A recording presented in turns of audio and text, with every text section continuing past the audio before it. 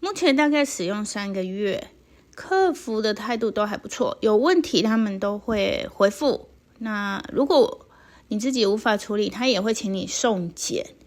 目前我都是自己处理好，没有送检过。这样，刚开始使用是，基座会有污水漏水的问题。那原厂寄了2个零件给我，安装上去就好了。再来是，如果家里有桌子的话，它那个桌角有4个角，机器有时候会卡住，找不到方向吧。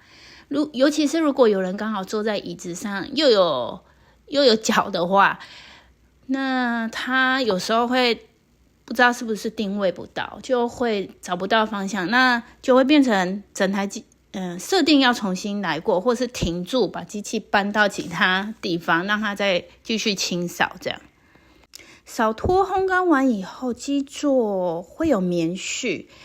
那这些棉絮呢，你如果没有每天清理，之后就会很容易卡在主机的污水盒里，会导致污水抽不上去，那就会问题蛮多的。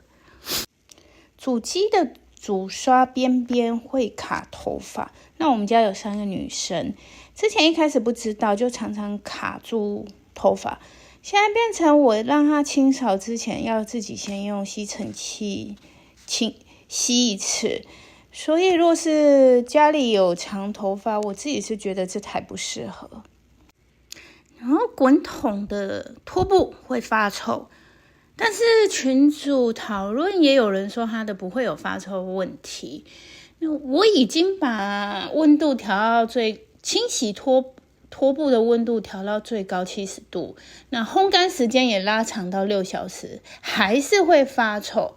那变成可能几天我就需要自己把拖布拿起来，用清洗剂洗干净再放回去洗。那毕竟一只滚筒拖布也很贵，做集成的时候音量非常的大，不过这应该也代表它从机器里面把灰尘吸到主机里的时候，也可以吸得很干净吧。